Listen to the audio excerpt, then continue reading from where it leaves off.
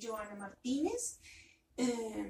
La actividad que les voy a presentar es la de aplicación de construcción aplicada 3, dirigida bajo el docente Rafael Andrés Guarín Reina. Yo vengo de la Corporación Unificada Nacional de Educación Superior, CUN.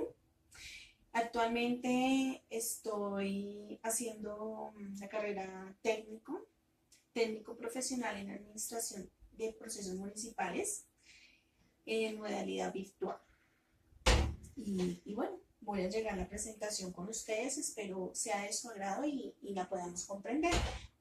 Aquí en la capital de Bogotá, hoy 20 de julio, Día de la Independencia del 2017. Daremos inicio con la presentación, con el índice. Vamos a contextualizar el conflicto armado interno en Colombia, el nacimiento de las guerrillas colombianas y lo mismo los grupos de paramilitares. La afectación del fenómeno del narcotráfico a los grupos armados ilegales, como no son las FARC y las AUS. Todo inició en 1946 con el Partido Conservador. Llegó al poder con Mariano Ospina, quien ganó las elecciones. Al querer evitar la violencia, le repartió puestos a los opositores, pero al no lograrlo, todas las regiones se disputaron y aumentaron. Poco a poco el abuso y la compra de armas de los liberales empezó a anticipar un gran enfrentamiento. La violencia estalló en 1948 tras la muerte de Gaitán. Sus seguidores provocaron disturbios en todo el país. En Bogotá las emisoras vociferaban: revolución, revolución, vamos a hacer revolución, pero realmente esto no aconteció. Se dio una gran guerra y todos los pueblos se volvieron en cementerios. Se formaron las guerrillas, los liberales y ejércitos conservadores, que por igual desplazamiento de las familias y de sus tierras. Los enfrentamientos habrían acabado con más de 3.000 vidas en aquel momento. Cuando el general Rojas dio su golpe de estado en 1953, Rojas decretó una amnistía. La mayoría dejó y cesó sus armas. Convirtiéndose en un líder carismático, empezó a distanciarse de los partidos tradicionales, liberales y conservadores. La solución de Rojas fue cerrarlos. Su medida no cerró las críticas. El bajo precio del café, las protestas y las grandes industrias llegaron a la dictadura a su final, donde nace el Frente Nacional como respuesta. Los partidos tradicionales se repartieron los puestos y alternaron por más de 16 años. La presidencia, y aunque la violencia bipartidista disminuyó, no terminaron los conflictos, cesaron un poco más y llegaron a grandes guerras, pues realmente lo que se venía acumulando explotó en aquel momento. Entre 1964 y 1974 nacen los grupos armados, las FARC, el ELN y el M-19. Luchaban contra el socialismo, la justicia, la exclusión política y por el dominio de las tierras de las guerrillas. En ese entonces y al principio, estos grupos armados no contaban con recursos. Entrando la coca, el cual permitió financiar ejércitos de intimidad y de gran reconocimiento, ricos y pobres, el que pudiera pagar una extorsión lo obligaban a fusionarse y a financiar esas grandes revoluciones. Entra Betancourt a negociar con las guerrillas en 1982, mientras hablaban y se hablaba de un acuerdo de paz. Las FARC activaban sus frentes de extorsión y coca. Los paramilitares, apoyados de mafiosos y grandes militares, asesinaban a políticos de izquierda. Entonces el gobierno inició una gran guerra. Contra el narcotráfico, la respuesta del cartel del Medellín fue amedrentador. Realmente se vieron bombardeos, secuestros, muertes, masacres y en fin, cosas que realmente llamaban la atención. Asesinatos y demás. Y así la década de los 80 y los 90 fueron enmarcadas en gran terror. La situación empieza a cambiar cuando el ejército se modernizó con el Plan Colombia. Los recursos del Plan Colombia llegaron a poner un partido y a poner un gran plan. Los paramilitares se desmovilizaron los duros golpes que sufrieron las FARC en aquel momento. Empiezan los diálogos de paz. Solo el tiempo dirá si los colombianos lograremos algún día perdonarlos y que ellos lleguen a una verdad, realmente lleguen a una restitución y puedan reconocer su error ante millares de víctimas de los cuales fueron afectadas, y estamos hablando de más de 7.000 personas. ¿Qué pasará con las víctimas del conflicto armado? Es una pregunta que nos hacemos muchos colombianos y que realmente decimos, estos dineros que el gobierno o el Estado pretende allegar a las víctimas, ¿será que en algún momento se les dará?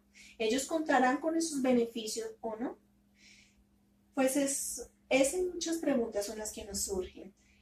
En cuanto al acuerdo de paz, nosotros como colombianos, el 16 de octubre del 2016 decidimos salir a votar por el plebiscito.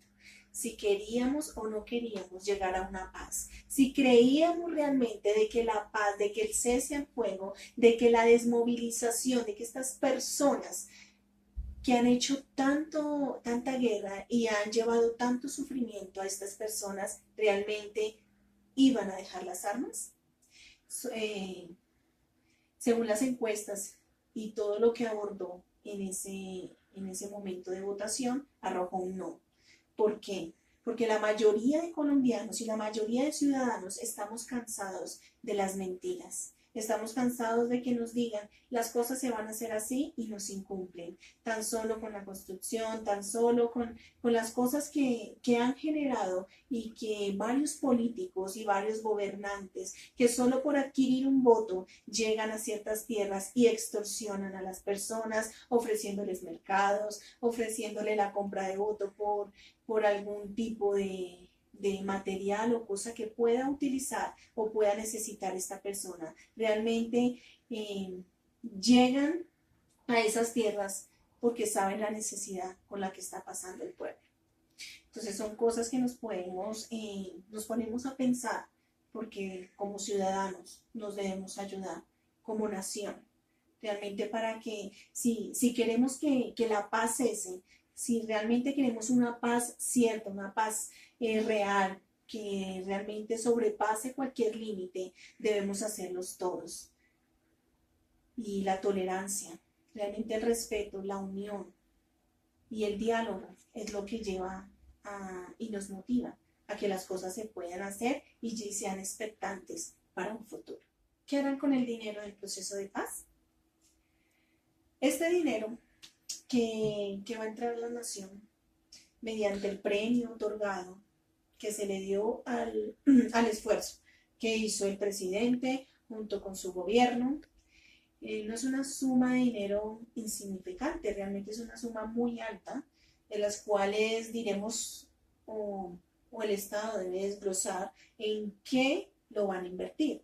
Realmente si van a ser beneficio para la mayoría de beneficios, y eso lo sabemos creo que más de uno, van a ser destinados para estos grupos que se desmovilicen como las FARC, ofreciéndoles y otorgándoles beneficios como lo son en seguridad social, como lo es en estabilidad laboral, en sus finanzas, en altos cargos. Realmente ellos pueden llegarse a integrar aquí a la sociedad y hacer de cuenta como si no hubiese pasado nada. Pero hay una ley que los acobija, la ley 1820, del decreto 277 de la ley de amnistías, también del traslado a zonas veredales, pueden ellos también otorgarles y así poder otorgar, los mismos jueces están la posibilidad de allegarles una libertad condicionada, si ellos así lo requieren. Y como están cobijados sobre la ley del proceso de paz, entonces con más méritos hay que gestionar en ello. Ya son por órdenes presidenciales, órdenes de alta jerarquías, como la rama lo es del Poder Ejecutivo, donde está, donde está destinado, bueno, pues no siento más, yo creo que dejo esto entre varios conceptos claros y espero que cada uno se responda y haya y se reparará la totalidad del daño causado a las víctimas. Pues como administrador público, como administradora pública y que estamos ejerciendo esta carrera, nosotros debemos creer en una paz. Y sí, la paz se puede hacer. La paz se puede hacer, debemos creer en la gestión que está haciendo el gobierno, el Estado y lo que ha hecho el presidente. Realmente con su curul y demás personas, pues lo han hecho. Pero de ahí a que digamos si habrá una reparación total del daño causado o por unos cuantos arreglos monetarios muy inestables que tal vez no llenen las expectativas ni lo que esperan las víctimas, pues es hora de que nos pongamos en los zapatos de estas personas. Realmente ellos han sufrido y saben qué es la guerra, porque lo han sufrido en carne propia, porque han tenido que despojarse de lo más preciado y de lo más trabajado que han sido sus tierras. Allí donde lo han manejado, donde han cultivado, donde nos han enseñado realmente el valor de cuidar estas tierras y la producción y lo que pueda llegar a nosotros. Pero realmente es ponernos en un nivel social con ellos, es concientizar al Estado de lo que está haciendo. Realmente de los dineros que entran, hay muchos dineros que le entran a esta nación, pero no sabemos qué hacen con todos ellos. En cuanto a la construcción de carreteras, lo invierten en una cosa, en las vías, en gestiones para la educación, pero ni en la educación vemos resultados, porque se han visto muchas marchas, muchas protestas, cosas que realmente llenan y llega un momento en que las personas no damos más. Entonces tenemos que salir a marchar, a que nos escuchen, a que no se vulneren nuestros derechos. Realmente como ciudadanos debemos darnos a conocer y unirnos al dolor ajeno, porque es necesario culminar, es necesario que el Estado se mueva y entienda que la nación necesita de su apoyo, que las riquezas y los recursos que entran también son beneficio de nosotros, porque todo lo que damos de impuestos, todo lo que realmente el Estado se beneficia, y ahorita con el proceso de paz, con estos dineros que llegaron, entonces, ¿hacia dónde los destinarán? Realmente va a haber esa reparación que muchas de las víctimas están esperando, que no se les vulneren sus derechos, que realmente ellos tengan una reparación cómoda. ¿Por qué no decimos totalmente integral? Porque el dolor, el dinero no acobija nada, y mucho menos el dolor que ha causado en ellos. Ya la pérdida de sus seres queridos, de sus tierras, eso no va a reemplazar nada con unos cuantos centavos. Pero en eso estamos y creo que muchas de las víctimas eso es lo que esperan, que por lo menos se concienticen, se pongan en sus zapatos y realmente manifieste el gobierno un apoyo verdadero, realmente una unión, eh, ese abrazo, esa fraternidad, que ellos se sientan acogidos también como nación, como ciudadanos. Entonces a eso es lo que queremos allegar. Es bueno hablar de la historia, es bueno porque la historia no viene, digamos, el conflicto armado no es de ahora, eso viene de los años 50, de las décadas de los 40, 50, la guerra se ha ido formando y ha ido aumentando. Bueno, yo agradezco realmente por haber aportado ante ustedes este tema. Realmente la historia del conflicto armado es una historia muy extensa, pero esto es algo relevante y que quiero llegar a usted. Yo les agradezco, gracias por su atención y bueno, nos veremos en una próxima. Dios les bendiga.